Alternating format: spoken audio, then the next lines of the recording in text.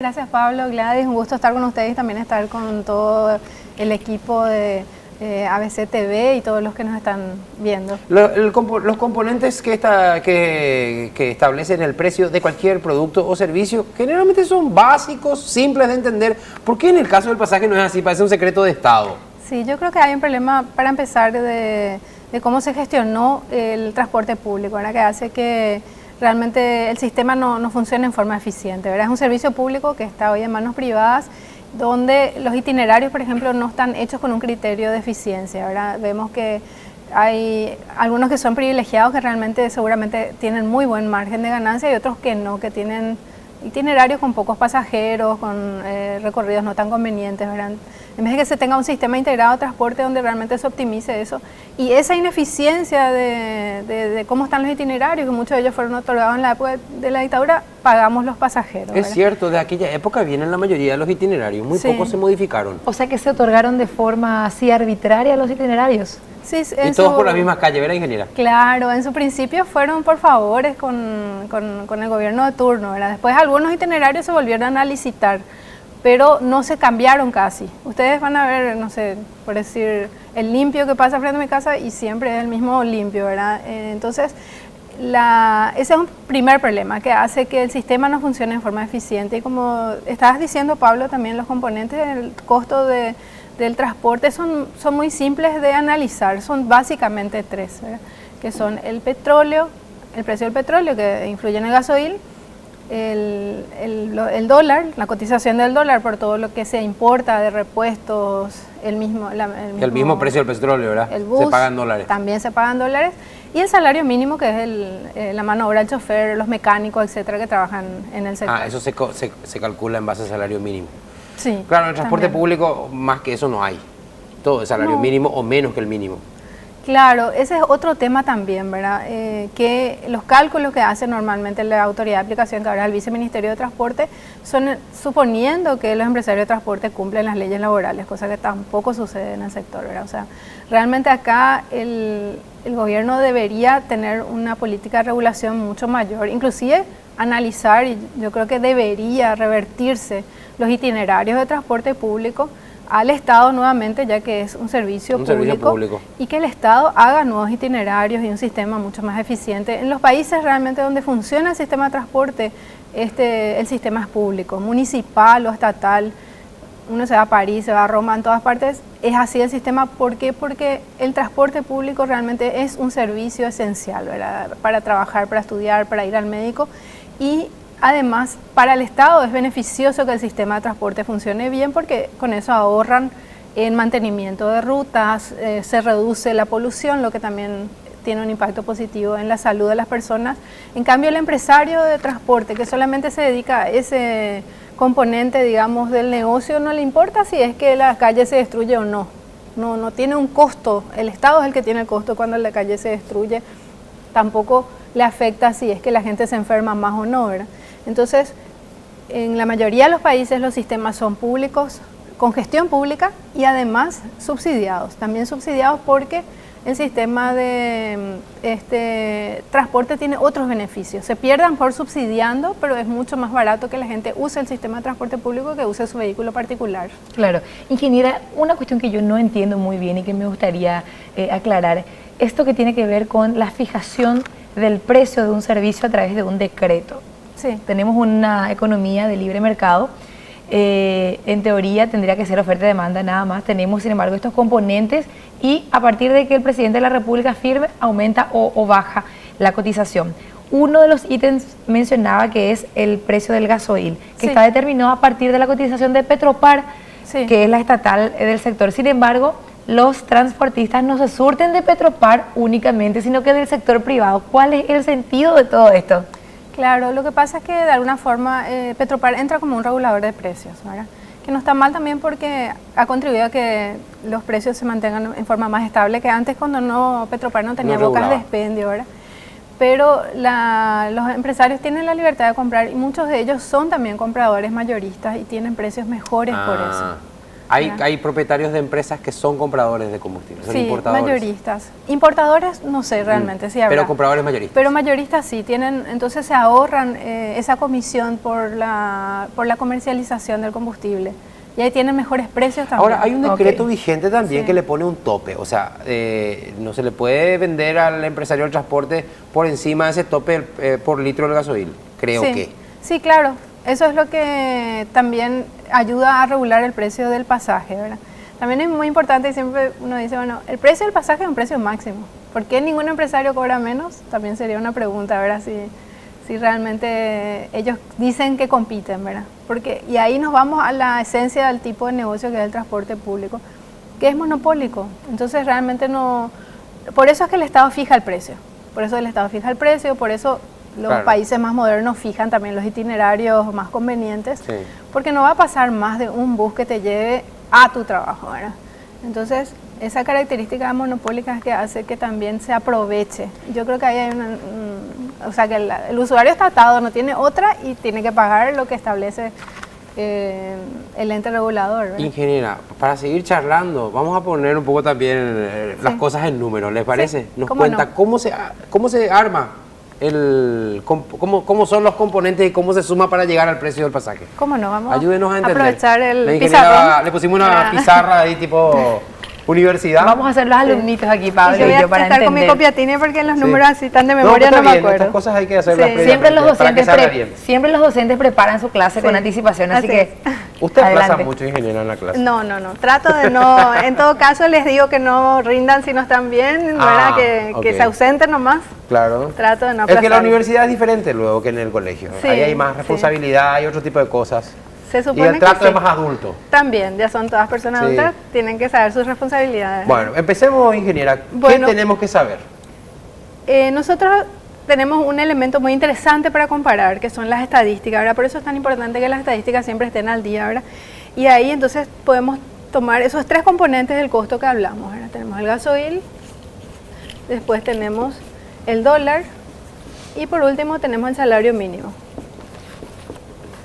Y gracias a que ya se viene haciendo este trabajo hace muchos años de comparar el precio del pasaje, cómo evolucionó y cómo evolucionaron estos tres componentes de costo que son los principales del pasaje. Los principales. Entonces podemos hacer una comparación que es interesante con el año 89, porque en el año 89 se acabó la dictadura y por primera vez se fijó el precio de pasaje en función, digamos, a lo que debería A ser cierto cálculo. un cálculo que permite un margen de beneficio inclusive a las empresas de transporte, ¿verdad? En ese momento el gasoil estaba a 245 guaraníes, wow. ¡Guau! el dólar está a 1.650 guaraníes. Esto también es importante porque acá ya no se reguló más el precio del pasaje, es del dólar. Ah. Antes se acuerdan que había Sí, una había un tasa dólar en blanco y otro oficial, negro. etcétera, ¿verdad? Bueno, y después tenemos el salario mínimo que era 165.650 guaraníes. Cuando eso el pasaje era 150. Bueno, entonces analizando, ¿qué analizamos en el caso de gasoil? El precio actual del gasoil común, ¿verdad? Voy a decirles ya cuánto subió eso. Se multiplicó por 21 ya en el 2018. Por 21,35. Porque hoy está 5.000... 5.230 tengo yo. Sí, 5.230. Después, el dólar. ¿Qué pasó con el dólar? No solamente subió, hoy está casi a 6.000, Casi sino 6.000. que también hay una inflación que hay que considerar, ¿verdad? La inflación fue en todos esos años, que son 27 años, ¿verdad? 29 años, fue 74% la inflación en total. Entonces, realmente tenemos que multiplicar por 8,88.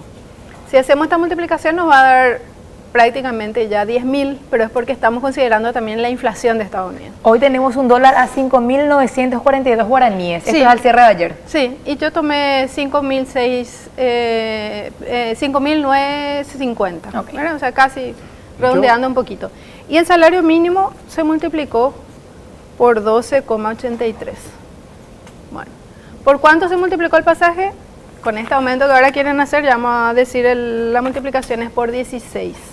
Entonces, si miramos el dólar y el salario mínimo, nuestro salario mínimo no tuvo el mismo, o sea que con el salario mínimo del año 79 podíamos pagar más pasajes que ahora. Ahí ya tenemos un problema, ¿verdad? Que no subió mucho más el pasaje que el salario mínimo. también subió mucho más que el dólar, que es otro, que siempre dice el empresario de transporte, no, pero el dólar sube, etcétera. Bueno, esto es lo que subió. El pasaje subió más que el dólar. Mucho más, 16 subió el pasaje, o sea, se multiplicó por 16 y el dólar se multiplicó por un poquito menos que 9, ¿verdad? El doble casi. Me Casi permití el hacer doble. un cálculo Sí. aquí en calculadora Sí. ingeniera. Lo que quiero saber es, hoy el salario mínimo está en 2 millones, 2.150.000, a ver, sí, 112.562. 2.112.562 62. guaraníes. Sí. Es un salario mínimo hoy. Sí. Si divido por el precio de un pasaje hoy con la tarifa actual de 2.400 guaraníes, con el subsidio, Sí. ¿cuánto serían? A ver, son 880 pasajes. Con un salario mínimo, hoy Ay, yo puedo entonces. pagar 880 pasajes. Y antes, en 1989, ¿cuánto podía pagar? Tenemos que dividir 165.650 Sí. entre 150. Dividido 150 era 1.104 pasajes que podía pagar en ese momento. 1.104. 104. Acá tenemos que hacer un agregado que es importante, ingeniera. Un cabeza de hogar, que puede ser papá, Sí. mamá. A veces papá, mamá no trabajan. Cabeza de hogar, que sustento es un hijo, Sí. una hija, o el almacén. La cuestión es que ese cabeza de hogar, con su sueldo mínimo, si es que llega al sueldo mínimo, no es solo su pasaje lo que paga. No, Los chicos en la escuela, Sí. van a la escuela, a veces van en micro, en transporte escolar. Si tiene pareja, esposa, lo que sea, o al revés, igual todo el mundo viaja en micro en algún momento en la familia, aunque sea para ir el sábado, el domingo a alguna actividad. O sea, es impresionante. sí. Realmente el salario mínimo perdió poder adquisitivo. Las centrales obreras calculan que es un 35% más o menos en los últimos 27 años también, ¿verdad? O sea, y eso se ve porque el pasaje subió más, ¿verdad? Ahí está clarísimo, algo básico de la canasta familiar, ¿verdad? Bueno, y lo siguiente en este aspecto es, bueno, el gasoil sí subió más que el pasaje, entonces ahí podemos decir que podría estar justificado un aumento, ¿verdad? Es el peso que tiene cada uno.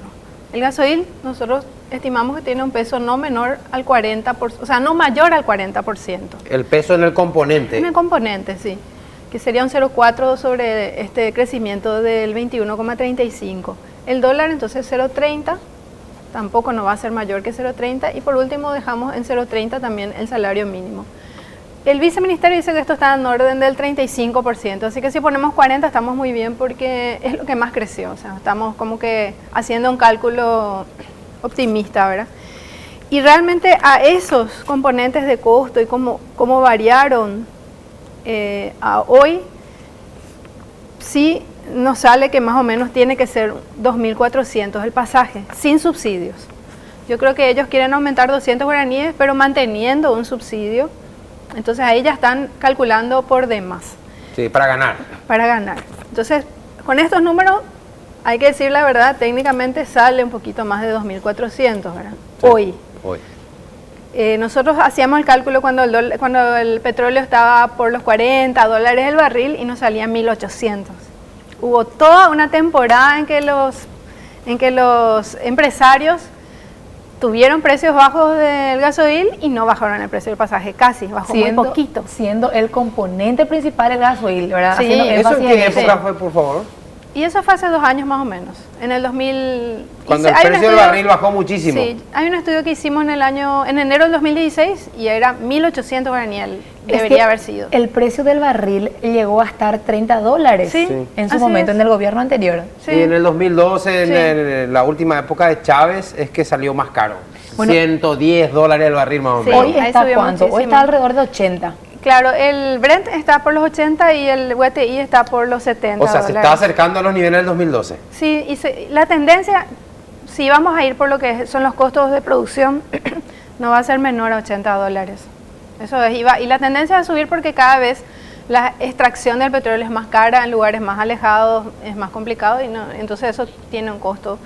Y si es que el precio se cotiza por debajo de ese costo, entonces va a haber escasez y eso va a hacer que suba el precio. Y quería, y lo del tema del aire acondicionado y qué sé yo, que sube un poco más. Sí, sí, exactamente. Ese es el otro punto muy importante, ¿verdad? Por un lado, como decimos, ahora mismo más o menos este es el costo, pero hay que considerar también que que si bien el sector es muy ineficiente, hoy tenés micros más baratos, repuestos más baratos porque tenés toda la tecnología de China, los motores son más eficientes, los empresarios tampoco cumplen las leyes laborales, así que este 2.400 suponiendo que estuvieran igual que en el año 89. Ingeniera, para subrayar nomás a ver si entendí bien. Para cerrar.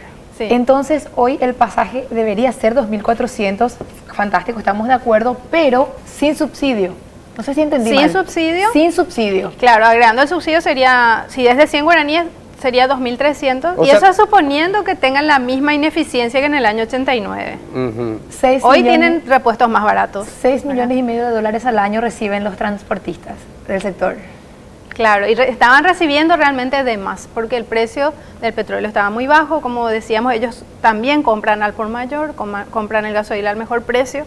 O sea, realmente muchos, 2 años por lo menos, los empresarios de transporte tuvieron beneficios realmente muy importantes. Y si nos vamos al aire acondicionado, es inclusive hasta criminal, ¿verdad? ¿Por qué? Porque de acuerdo a la resolución de la CETAMA, hay una resolución de CETAMA que es la 138 del 2013, donde establece las condiciones técnicas que deben tener los buses que funcionan a aire acondicionado. ¿Y qué dice esta resolución? Que el motor del vehículo tiene que ser de 180 HP. Esto equivale, vamos a pasar a una unidad de medida equivalente, que es en kilowatt, 132 kilowatts.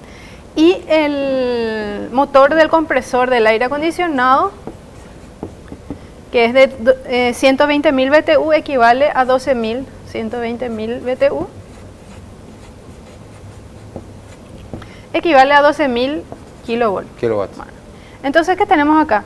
Que este 12.000 es el 9%, agrega un 9% de potencia, digamos, al motor, que se traduce también en un 9% más de consumo, de costos de mantenimiento, etc. Y si el pasaje es 2.400 y le agregamos un 9%, estamos hablando, 10% sería 240 guaraníes más, sí. 9% sería un poquito menos. O sea, estamos hablando en el orden que el bus con aire acondicionado no tendría que costar más de 2.650 guaraníes ya con estos incrementos. Right. Sí, y eso para mí es así, digamos, lo más escandaloso, porque estos buses chatarra realmente es también escandaloso que paguemos tanto, pero acá es donde se produce el robo así más grande, y ahora quieren subir a 3.700. 3.700. Y con el subsidio, porque ahí estamos hablando de 3.700 y les van a pagar un subsidio de 400 guaraníes, o sea, supuestamente ellos tendrían que estar pagando ahora 4.100 guaraníes por cada boleto en el diferencial. No, eso es escandaloso, o sea, no hay cómo justificar técnicamente si apenas tenés un 9% de incremento en tu potencia que te va a afectar en el combustible, y ponerle que el mantenimiento del aire, etcétera, te va a costar también un 9% más.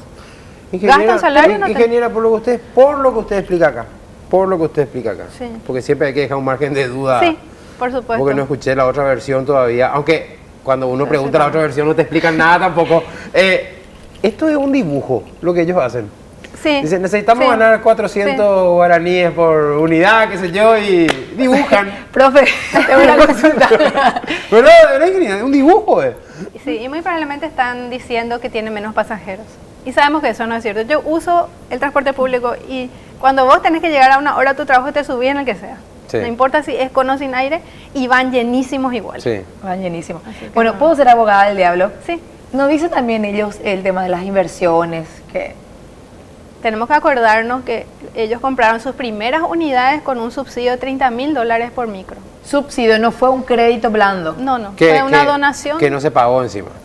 Eso, los créditos anteriores que tiene con el BNF, sí, eso no, la mayoría no se pagaron. O sea, hasta hay deudores, pero entiendo que los deudores de BNF no recibieron ese beneficio.